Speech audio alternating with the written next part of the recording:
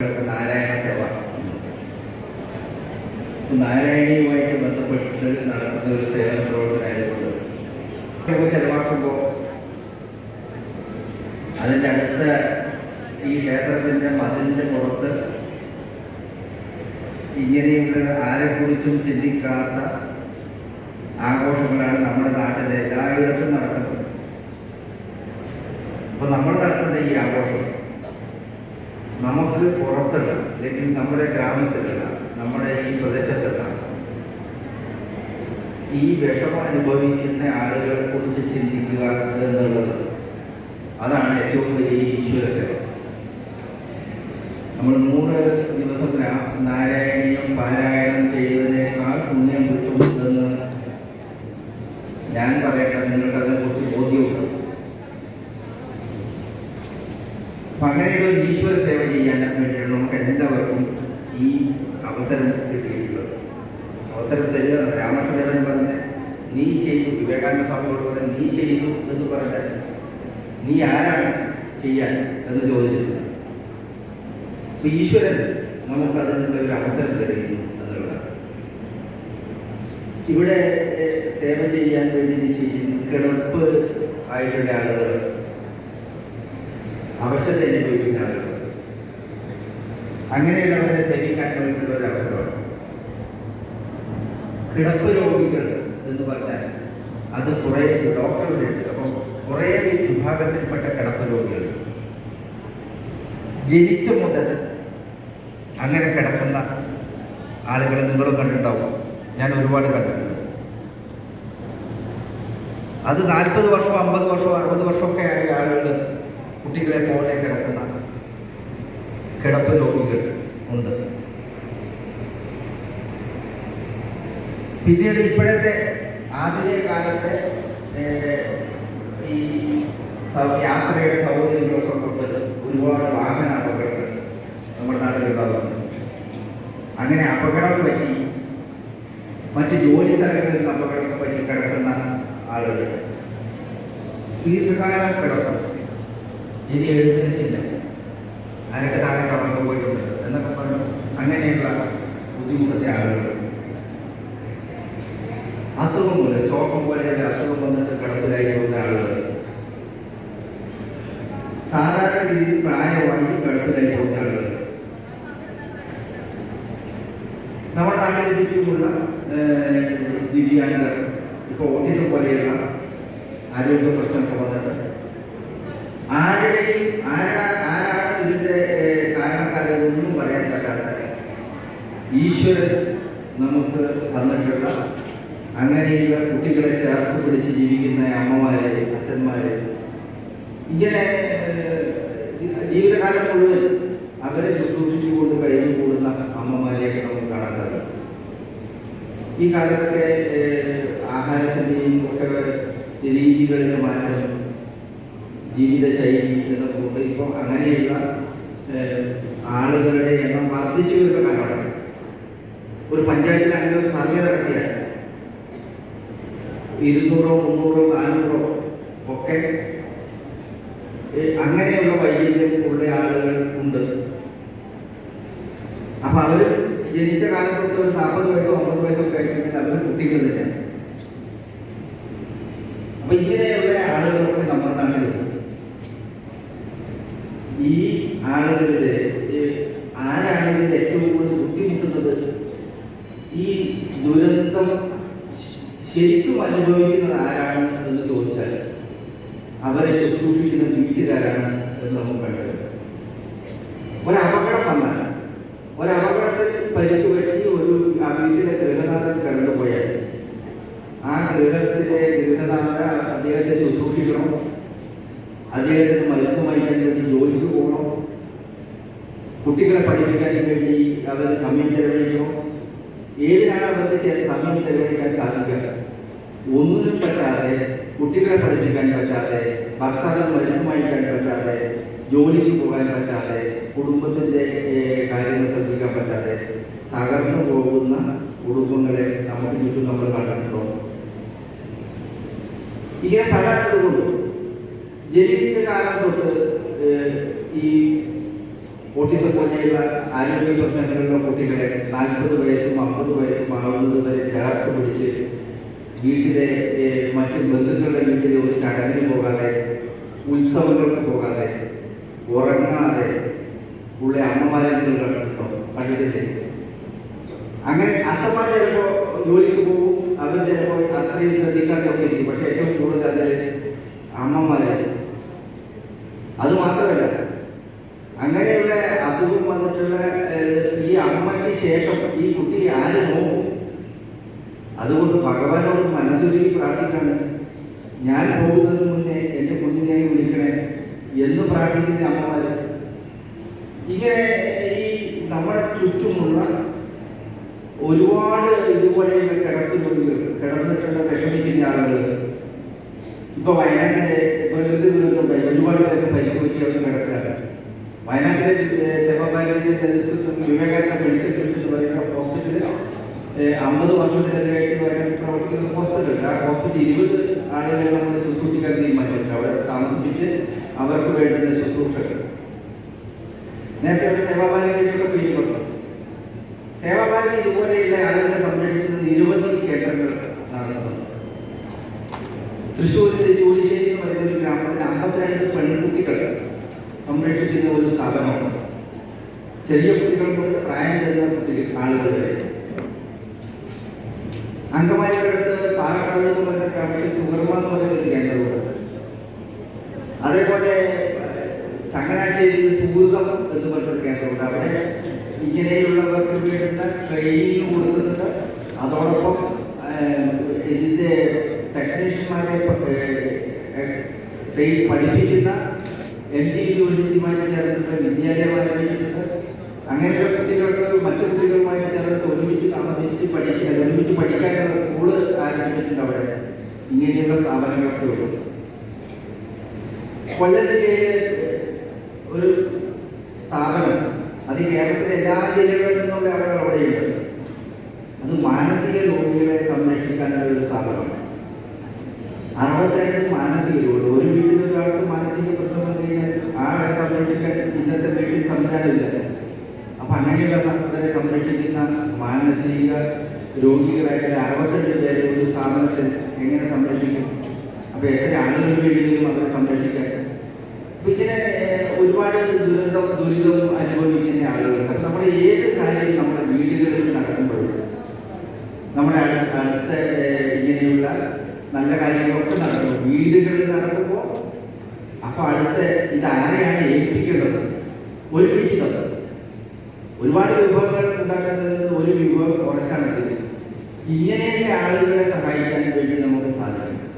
നമ്മുടെ നാട്ടിൽ ഉത്സവം നടക്കുമ്പോൾ അവിടുത്തെ ഉത്സവക്കാരോട് പറയണം, ഞങ്ങളുടെ നാട്ടിൽ ഈ ഉത്സവത്തിന് ഒരു 2 പേർക്ക് സഹായിക്കാൻ. നിരവധി ഗ്രാമങ്ങളിലെ ഉത്സവങ്ങൾ അങ്ങനെ മാറിക്കഴിഞ്ഞിട്ടുണ്ട്. വിവാഹം കഴിച്ച് കൊടുക്കുക, നിർധനരായ കുട്ടികളെ വിവാഹം കഴിച്ച് കൊടുക്കുന്ന ഉത്സവങ്ങൾ, ഉത്സവത്തിൻ്റെ ചെലവുകൾ ആർഭാടങ്ങൾ മാറ്റിവെച്ച് മറ്റ് സേവനം ചെയ്യുന്ന ക്ഷേത്രങ്ങളൊക്കെ പതുക്കെ വരുന്നുണ്ട്. പക്ഷേ അത് വളരെ വളരെ വിരളമാണ്. ഈ പ്രാവശ്യത്തെ ഞാൻ ഈ വയനാട്ടിലെ ദുരന്തം ഉണ്ടായ അന്ന് തൊട്ട് ഏതാണ്ട് 1 മാസക്കാലം ദുരന്തത്തിൻ്റെ കാഴ്ച കാണണം എന്നുണ്ടെങ്കിൽ കാഴ്ച എന്താ നമ്മുടെ TV-യിലൊക്കെ കണ്ടിട്ടുണ്ടാവും. അവിടെ ആണ് ആ ദുരന്തം ഉണ്ടായത്. ഇപ്പം നമ്മുടെ സർക്കാരിൻ്റെ കണക്കനുസരിച്ച് 300 ചില്ലാൻ പേര്, 400 പേര്, 600 പേര് എന്നൊക്കെ പറയുന്നത് 1000-ഓളം പേര് അവിടുന്ന് നഷ്ടപ്പെട്ടിട്ടുണ്ടാവും എന്നാണ്. അവിടെ ഇത്തിരി ദിവസം ഉണ്ടായിരുന്ന പ്രവർത്തിച്ച ആളുകളുണ്ടായതിനും ബാക്കി അവിടുത്തെ കിട്ടിയ വിവരങ്ങളൊക്കെ അനുസരിച്ച്. അപ്പോൾ ചിലരുടെ കൈ മാത്രമേ കിട്ടിയുള്ളൂ, ചിലരുടെ കാല് മാത്രമേ കിട്ടിയുള്ളൂ, ചിലരുടെ തിരിച്ചറിയാൻ പറ്റുന്ന ആ കൈയിലെ മോതിരങ്ങളൊക്കെ തിരിച്ചറിഞ്ഞ് ദുരന്തത്തിൻ്റെ ഇതൊക്കെ കണ്ടിട്ട് നമ്മൾ TV-യിലൊക്കെ കണ്ടിട്ട് പല ആളുകളും സഹായമായിട്ട് അവിടെ എത്തി. ഒരുപാട് പേര് സഹായമായിട്ട് അവിടെ എത്തി. അങ്ങനെ സഹായമായിട്ട് എത്തിയതിൽ എനിക്ക് കുറച്ചുകൂടി ഒരു തോന്നിയിട്ടുള്ളൊരു മനസ്സിൽ തട്ടിയ ഒരു സേവന പ്രവർത്തനം തൃശ്ശൂർ ജില്ലയിൽ 86 വയസ്സുള്ള ഒരു കൃഷ്ണപിള്ള ചേട്ടൻ, ആർമി റിട്ടയർഡാണ്. അദ്ദേഹത്തിൻ്റെ 80 വയസ്സുള്ള സഹധർമ്മിണിയുമായിട്ട് തൃശ്ശൂർ ബസ് സ്റ്റാൻഡിൽ വന്ന് KSRTC ബസ്സിൽ കയറി കൽപ്പറ്റയിൽ ഇറങ്ങി അപ്പോൾ അത് അദ്ദേഹം ആദ്യം വിചാരിച്ചിരുന്നത് സർക്കാരിന് കളക്ടറേറ്റിനൊക്കെ കൊടുക്കാം എന്നൊക്കെ കഴിഞ്ഞിട്ടാണ് തുകയുമായിട്ടാണ് വന്നത്. രാവിലെ എഴുന്നേറ്റ് നമുക്കിന്ന് വയനാട്ടിലേക്ക് പോകാൻ എന്ന് പറഞ്ഞവർ പുറപ്പെട്ടു. അവിടുന്ന് അവരോട് പറഞ്ഞു, ഒരു പോലീസുകാരൻ പറഞ്ഞു, നിങ്ങൾ എത്തേണ്ട സ്ഥലം മേപ്പാടിയിൽ ഒരു സേവന കേന്ദ്രം അവിടെ പ്രവർത്തിക്കുന്നുണ്ട്, അവിടെ പോയിക്കോളാം. കൽപ്പറ്റയിൽ നിന്ന് വയനാട്ടിൽ ഉണ്ടാവാൻ സാധ്യത കുറവാണ്. അപ്പം കൽപ്പറ്റയിൽ നിന്ന് ഒരു 16 കിലോമീറ്റർ ദൂരമുണ്ട് മേപ്പാടിക്ക്. അപ്പോൾ അത്രയും ദൂരം അവർ ഓട്ടോറിക്ഷ വിളിച്ച് അവിടെ വന്ന് സേവാഭാരതിയുടെ സേവന കേന്ദ്രത്തിലെത്തി. അദ്ദേഹത്തിൻ്റെ പെൻഷൻ കിട്ടിയ പണം സൂക്ഷിച്ചു വെച്ചത് ബാങ്കിൽ നിന്ന് എടുത്ത് 1,10,10 രൂപ സേവാഭാരതി വെച്ചു. പെൻഷൻ വരുമാനം മാത്രമേ അദ്ദേഹത്തിനുള്ളൂ. ആ പണം സേവാഭാരതി വയനാട്ടിലെ ആൾക്കാർക്ക് ദുരന്തം ഉണ്ടാകുമ്പോൾ അവരെ സഹായിക്കുക. അപ്പോൾ ഇത് നമ്മുടെ ഈ ചുറ്റുവട്ടത്ത് മാത്രമല്ല, എവിടെ ദുരിതം ഉണ്ടായാലും ദുഃഖം ഉണ്ടായാലും അവരെ സഹായിക്കാൻ ആ ഒരു മനസ്സ് നമ്മുടെ എല്ലാ ആളുകൾക്കും ഉണ്ടാവാൻ ഇതേപോലെയുള്ള സേവന പ്രവർത്തനങ്ങൾ നമുക്ക് പ്രേരണയായിട്ട് മാറും. നമ്മുടെ വീട്ടിൽ എന്ത് കാര്യം നടക്കുമ്പോഴും, നമ്മൾ ആഘോഷം നടക്കുന്ന സമയത്ത്, നമ്മൾ തീർത്ഥാടനം നടക്കുന്നത്, നമ്മുടെ ഈ നാരായണ സമിതിയൊക്കെ ബന്ധപ്പെട്ട് നടക്കുന്ന ഒരു തീർത്ഥാടന പ്രശാന്തി തീർത്ഥാടന സംഘം നമ്മുടെ കർണാടകയിലേക്ക് പ്രവർത്തിക്കുന്ന ആളുകളുണ്ട്. അപ്പോൾ അവർ പറഞ്ഞ ഞങ്ങളുടെ ഈ സേവാഭാരതി നടത്തുന്ന പ്രവർത്തനത്തിന് ഞങ്ങളുടെ ഈ തീർത്ഥാടനത്തിൽ നിന്ന് കിട്ടുന്ന വരുമാനം ഞങ്ങൾ തരാൻ തയ്യാറാണ്. അപ്പോൾ അതുകൊണ്ട് സേവാഭാരതി അവിടെ ചെയ്യാൻ പോകുന്ന പ്രവർത്തനം, അതിന് വസ്തു വാങ്ങിക്കാൻ, അവിടെ വീട് വെക്കാൻ, അതിനുള്ള കാര്യങ്ങൾക്ക് വേണ്ടി ഞങ്ങളെ സഹായിക്കാൻ തയ്യാറാണ് എന്നുള്ളത്. അപ്പോൾ ഇപ്പോൾ സേവാഭാരതി വയനാട്ടിലെ മേപ്പാടിയിൽ 4.5 ഏക്കർ സ്ഥലത്തിൻ്റെ അഡ്വൈസ് കൊടുത്തു. അടുത്ത മാസം അതിൻ്റെ ആധാരം നടക്കും. 4.5 ഏക്കർ സ്ഥലത്ത് അർഹതപ്പെട്ട ആളുകൾക്ക് വീട് വെച്ച് കൊടുക്കുന്ന പ്രവർത്തനം, അതിന് വേണ്ടി നല്ല സ്ഥലം നമ്മൾ കണ്ടെത്തിയിട്ടുണ്ട്. അവിടെ അവർക്ക് വേണ്ടി വീട് വെച്ച് എത്ര ആൾക്കാർക്കാണോ സാധിക്കുന്നത് അത്രയും ആൾക്കാർക്ക് വീട് വെച്ച് കൊടുക്കും. അപ്പോൾ ഇങ്ങനെയുള്ള നിരവധിയായിട്ടുള്ള കാര്യങ്ങൾ നമുക്ക് ചെയ്യാൻ പറ്റും. നമ്മുടെ വീടിൻ്റെ പരിസരത്തിൻ്റെ ചുറ്റും നമ്മളൊന്ന് നോക്കണം. നമ്മൾ വേറെ സ്ഥലത്തല്ലായി നമ്മുടെ വീടിൻ്റെ ചുറ്റുമുണ്ട്. അപ്പം നമ്മുടെ ഇങ്ങനെയുള്ള ആളുകളെ ശുശ്രൂഷിക്കാൻ വേണ്ടിയിട്ട് സേവാഭാരതി 100-ലധികം പാലിയേറ്റീവ് യൂണിറ്റ് പ്രവർത്തിക്കുന്നത്. 100-ലധികം പാലിയേറ്റീവ് യൂണിറ്റ്. ആ പാലിയേറ്റീവ് പ്രവർത്തനം തികച്ചും സൗജന്യമായിട്ടാണ് നടത്തുന്നത്. സർക്കാർ വയനാട്ടിലെ കുറേ കണക്കൊക്കെ പറഞ്ഞില്ലേ, ഞാൻ അവിടെ നിന്നുകൊണ്ടാണ് 64 മൃതദേഹങ്ങൾ അവിടെ സംസ്കരിച്ചത്. ശ്മശാനത്തിൽ 5 മൃതദേഹങ്ങൾ ഞങ്ങൾ വീടുകളിൽ എത്തിച്ചു കൊടുത്തിട്ട് അവിടെ സംസ്കരിച്ചു. സേവാഭാരതി അതുവരെ നടത്തിയിട്ട് എല്ലാ സേവന പ്രവർത്തനങ്ങളും അവിടെ തികച്ചും സൗജന്യമായിരുന്നു. ഒരു നായപൈസ പോലും സർക്കാരിനോ മറ്റു വ്യക്തികൾക്കോ കുടുംബക്കാർക്കോ ആർക്കും ചിലവായില്ല. എന്നിട്ട് അതിനുശേഷം വീടുകളിൽ പോകുന്ന 450ഓളം കുടുംബങ്ങൾക്ക് വേണ്ട വീട്ടുപകരണങ്ങളും പാത്രങ്ങളും കിടക്കയും ആവശ്യമുള്ള കട്ടിൽ ഉൾപ്പെടെയുള്ള സാധനങ്ങൾ സേവാഭാരതി അവിടെ വരുന്നത് തികച്ചും സൗകര്യമായിട്ട്. ആർക്കും ഒരു ഓട്ടോറിക്ഷയുടെ കൂലി വരെ, വണ്ടിയുടെ കൂലി വരെ അവിടുന്ന് സേവാഭാരതി ഓഫീസിൽ കൊടുക്കുന്ന സംവിധാനത്തിൽ ചെയ്ത് സർക്കാരിൻ്റെ കണക്കൊക്കെ പറയാൻ പറ്റില്ല. നിങ്ങൾക്ക് അതിൻ്റെ കാര്യങ്ങളൊക്കെ ബോധ്യമായിട്ടുള്ളൂ. അപ്പോൾ ഇങ്ങനെ ഉള്ള പാലിയേറ്റീവ് പ്രവർത്തനം നടക്കുന്ന 100-ലധികം യൂണിറ്റുകൾ വീടുകളിൽ പോയി കിടപ്പ് രോഗികളെ ശുശ്രൂഷിക്കുന്നു. അവരെ ശുശ്രൂഷിക്കുന്നത് ഉദാഹരണത്തിന് അടിമാലി ഒരു സേവാഭാരതി യൂണിറ്റ് പ്രവർത്തിക്കുന്നുണ്ട് ഇടുക്കി ജില്ലയിൽ. അവിടെ റിട്ടയർ ചെയ്തിട്ടുള്ള head nurse, nursing superintendent, block officer, ഒരു SI, ഇവരുടെ നേതൃത്വത്തിൽ റിട്ടയർഡ് SI അവരുടെ നേതൃത്വത്തിലാണ് അവിടുത്തെ പാലിയേറ്റീവ് യൂണിറ്റ് പ്രവർത്തിക്കുന്നത്.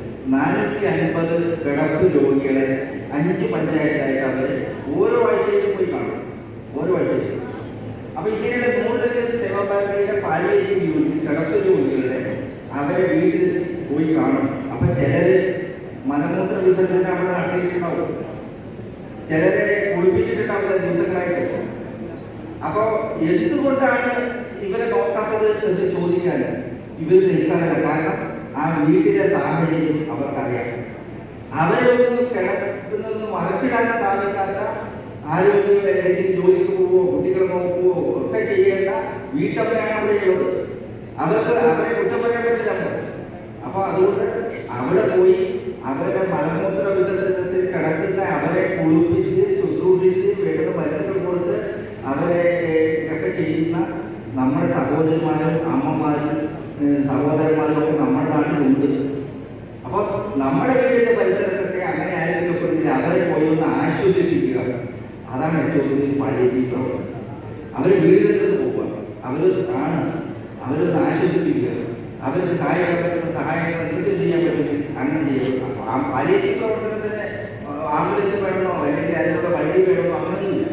കുറച്ചൊരു കാര്യങ്ങൾ ചെയ്യാനൊരു ആരോഗ്യത്തിൽ നമുക്ക് അങ്ങനെയുള്ള ആളുകളെ സഹായിക്കാൻ പറ്റും.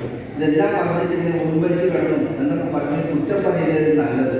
നമുക്ക് നമ്മുടെ നാട്ടിൽ അങ്ങനെ ആരെങ്കിലുമൊക്കെ ഉണ്ടെങ്കിൽ നമുക്കും അവരെ സഹായിക്കാൻ പറ്റും. അങ്ങനെയുള്ള പ്രവർത്തനങ്ങൾ നമ്മൾ ചെയ്യണം. അപ്പോൾ ഈ വർഷത്തെ നമ്മുടെ സേവാഭാരതിയും സംഘവും ഒക്കെ തീരുമാനിച്ചിരിക്കുന്ന ഒരു പ്രോജക്റ്റ് വെച്ചാൽ ഒരുപാട് കൂടുതലായിട്ട് ബാലബാലിക സദനങ്ങളുണ്ട്. ഭിന്നശേഷിക്കാരുടെ പ്രായബന്ധപരമായിട്ട് 20 സ്ഥാപനങ്ങൾ കേരളത്തിലുണ്ട്.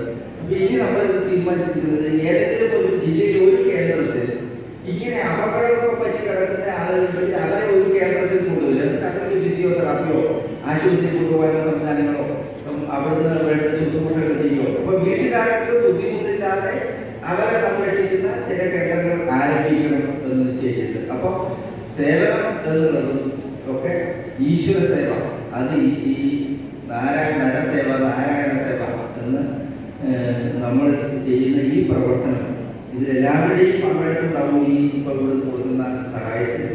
അപ്പോൾ അതുകൊണ്ട് നമ്മൾ ഏത് കാര്യം ചെയ്യുമ്പോഴും നമ്മുടെ വീട്ടിൽ ഏതെങ്കിലും ഒരു നല്ല കാര്യങ്ങൾ, പിറന്നാൾ, ഒരു മറ്റെന്തെങ്കിലും കാര്യങ്ങൾ, നമ്മൾ ഓണാഘോഷങ്ങൾ നടത്തുമ്പോഴും മറ്റാഘോഷങ്ങൾ നടത്തുമ്പോഴൊക്കെ നമുക്ക് ചുറ്റുമുള്ള സഹജീവികളെ അതിനെക്കുറിച്ച് ചിന്തിക്കാൻ ഈ ഒരു അവസരം, അതിനെക്കുറിച്ച് ഓരോ ആളുകളും അതിനെക്കുറിച്ച് ബോധ്യം ഉണ്ടായി കഴിഞ്ഞാൽ അത് തന്നെ ഒരു ഈശ്വര സേവയാണ്. ഇതിനൊരു അവസരം തന്നിട്ടുള്ളത് സംഘം നിശ്ചയിച്ചതനുസരിച്ചും സംഘത്തിൻ്റെ ഒക്കെ പ്രവർത്തിക്കുന്നതുകൊണ്ട് ഞങ്ങൾ ഈ രംഗത്ത് ദീർഘകാലമായിട്ട് പ്രവർത്തിക്കുന്നു. എന്നേക്കാൾ കൂടുതൽ 25 വർഷത്തിൽ 15 കാലം സേവന രംഗത്ത് തന്നെ പ്രവർത്തിച്ചാണ് ഹരിദാസ്. സേവാഭാരതിയുടെ സംഘടനാ സെക്രട്ടറിയായിട്ട് ഒരു 23 വർഷം, ഒരു സേവാപ്രമുഖമായിട്ട് 2 വർഷം, ഇങ്ങനെയൊക്കെ ആയിട്ട് ആ രംഗത്ത് നിരവധി അനുഭവങ്ങളും പരിചയം പ്രവർത്തനവും ഒക്കെ നടത്തിയിട്ടുള്ളതാണ്. അപ്പോൾ നമുക്ക് ചുറ്റുമുള്ള നമ്മുടെ ഗ്രാമത്തിൽ നമ്മുടെ സ്ഥലത്തൊക്കെയുള്ള സേവാഭാരതിയുടെ പ്രവർത്തകരോടും ഒക്കെ സഹകരിച്ച് നമുക്ക് എല്ലാവർക്കും പ്രവർത്തിക്കാൻ ഭഗവാൻ നമുക്ക് അവസരം തരട്ടെ. നമ്മുടെ ശ്രദ്ധ നമുക്ക് ചുറ്റിലേക്ക് വ്യാപിക്കണം എന്ന് പറയുന്നത് എല്ലാവരും. പൂജ്യ സ്വാമിജി, ഹരിയാട്ട്, ഡോക്ടർ വിശ്വനാഥൻജി, ശ്രീവത്സൻജി, ഹരിദാസ്ജി, അങ്ങനെ പറഞ്ഞപ്പോൾ മലയാളമായി മലയാളിയാണ്. പക്ഷെ ജനിച്ചു വളർന്നത് ഒരു പ്രവാസി മലയാളിയായിരുന്നു. അപ്പോൾ പല വേദികളിലും പല സ്ഥലത്തും സംസാരിക്കേണ്ട ഒരു സാഹചര്യം വരാറുണ്ട്. അപ്പോൾ എളുപ്പം എനിക്ക് ഇംഗ്ലീഷാണ്. അപ്പോൾ കുറച്ച് എല്ലാവരും കൂടെ സഹായിക്കണം, നിൽക്കണം, വേറെ നോക്കി the name of Lord Narayana. Ayurveda pharmacy Coimbatore Ayurveda pharmacy എന്ന് പറഞ്ഞിട്ടാണ് ജനങ്ങൾക്ക് കേരളത്തിലാണ് പുറത്ത് AVP ആണ് പറയുന്നത്. ഡോക്ടർ വിശ്വനാഥൻജി സ്റ്റേജിലുണ്ട്. നമ്മളൊരു വളരെ വളരെ പഴയ ഒരു സുഹൃത്താണ്. AVP കുടുംബാംഗമാണ്. അങ്ങനെ കൊല്ലത്തോടെ നമ്മളുടെ സ്ഥാപനം നടത്തി വരുന്ന വൈദ്യരാണ്. നരസേവ നാരായണ സേവ എന്നത് is very true. Human service to humanity is service to God. We are here today in this Narayana Mahotsav to invoke the blessings of the Almighty. It is not only for our well-being, but the well-being of the humanity as such on this, the people of this blessed village, Colombo, like it is happening. And for that, we also need to specially remember those who are affected by physical limitations. We call it disease or ailment, asura. പല രീതിയിലെ അസുഖങ്ങൾ ശ്രീവത്സൻജി ഇപ്പോൾ കുറച്ച് നേരം മുമ്പ് നമുക്ക് വളരെ ഭംഗിയായി എക്സ്പ്ലെയിൻ ചെയ്തു. അപ്പോൾ there are both physical and mental challenges. Today, mental disease, as we know, is on the increase due to our lifestyle conditions. So, lot of us are blessed by the Lord that we can keep ourselves, we have the financial strength to bear the cost of expensive treatment. But there is a deprived community, a large deprived community, especially in a country like India. അപ്പോൾ അവിടെ നമ്മളെല്ലാവരും കൂടെ നിന്ന് നമ്മളെ കൊണ്ട് പറ്റുന്ന രീതിയിൽ ഒരു സഹായം നൽകുക. അത് സേവാഭാരതി RSS ഈ കമ്മിറ്റി, ഈ മഹോത്സവത്തിൻ്റെ കമ്മിറ്റി മെമ്പേഴ്സ് എന്നെ ക്ഷണിച്ചപ്പോൾ ഞാൻ പറഞ്ഞു, I will be blessed to do it. ഇതൊരു സർവീസ് അല്ല, it is a blessing. You serve humanity, you are blessed, your family is blessed. Please understand.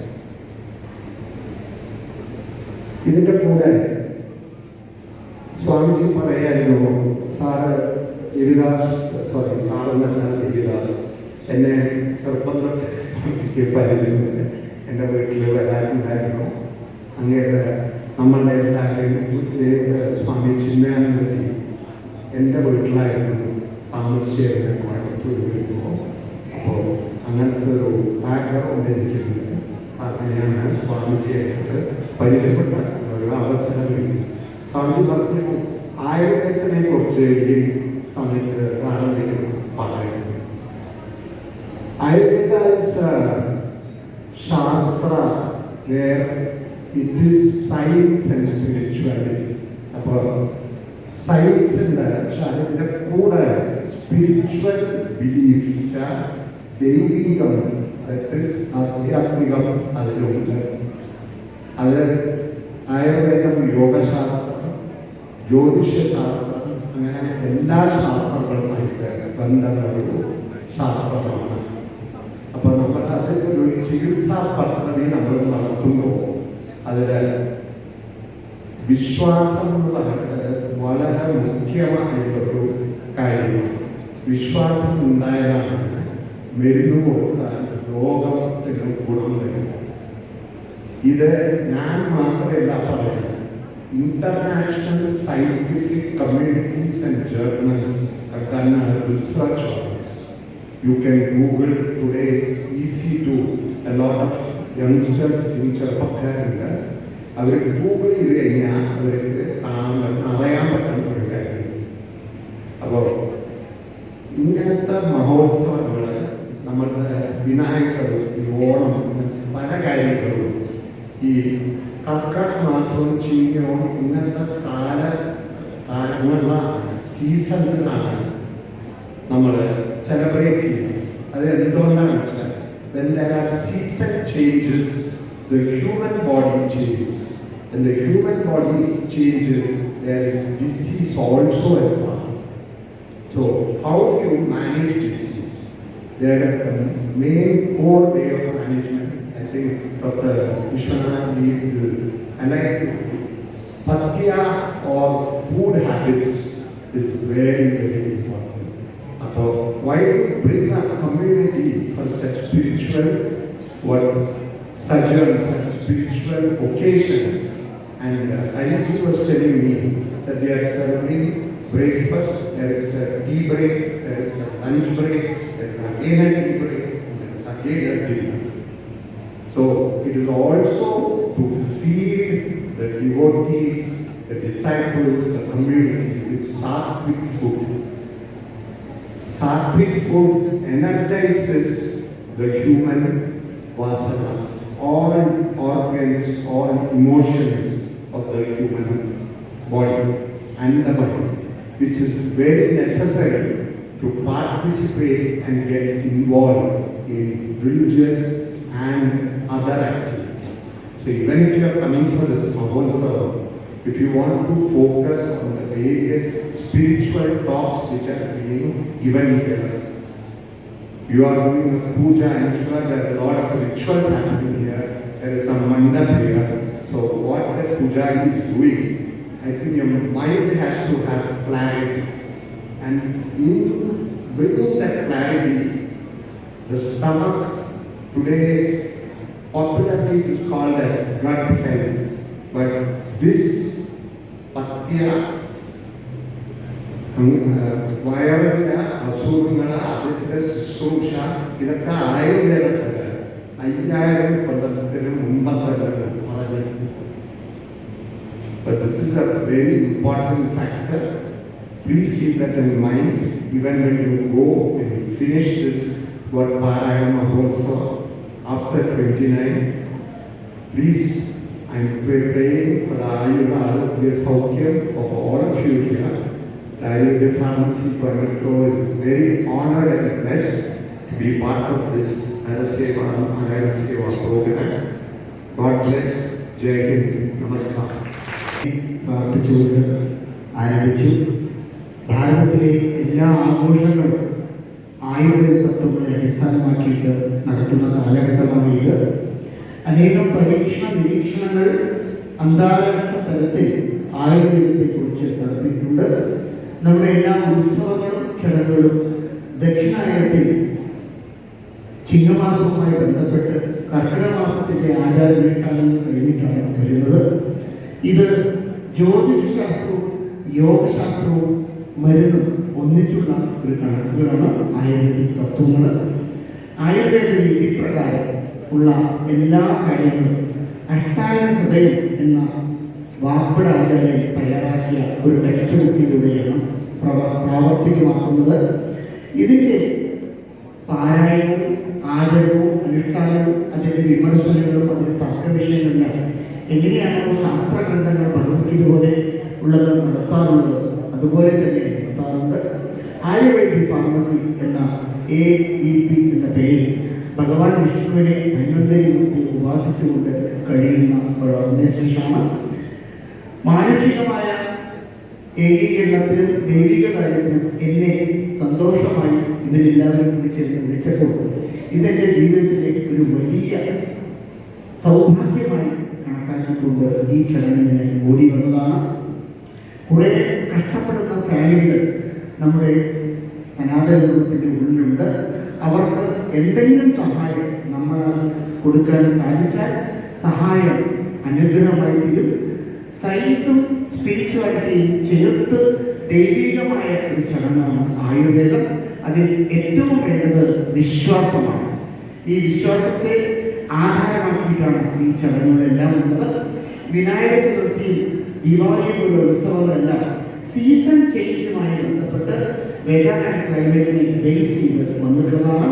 അതിൽ ഡോക്ടർ സാറ്, നമ്മുടെ ചെയർമാൻ ഡോക്ടർ സാറുമായി ബന്ധപ്പെട്ട് പഥ്യം, ഫുഡിൻ്റെ സിസ്റ്റം, അതിൻ്റെ പഥ്യം കുഴിച്ചതിന് ശേഷമുള്ള പഥ്യം, അതുമാണ് ഏറ്റവും സാത്വികമായ ഭക്ഷണ പദാർത്ഥങ്ങളാണ് ഇവിടെ ഈ മഹോത്സവത്തിൽ നൽകുന്നത് എന്നതിൻ്റെ സന്തോഷമുണ്ട്. മാത്രമല്ല, മൈൻഡ് ക്ലാരിറ്റി ഉണ്ടെങ്കിൽ മാത്രമേ ചികിത്സകൾ പരിപൂർണമായി ഫലിക്കൂ. മൈൻഡ് ക്ലാരിറ്റി ഉണ്ടാവണമെങ്കിൽ വയറ് ക്ലാരിറ്റി ആയിരിക്കണം. വയറ് നിറയല്ല, വയറ് ക്ലാരിറ്റി ആവണം എന്ന് പ്രത്യേകം എടുത്തു പറഞ്ഞു. അതോടൊപ്പം 5000 വർഷങ്ങൾക്ക് മുൻപ് തന്നെ ഈ ചികിത്സാ സമ്പ്രദായങ്ങളെല്ലാം നിലവിൽ വന്നിരുന്നു, പ്രാക്ടീസ് ചെയ്തിരുന്നു.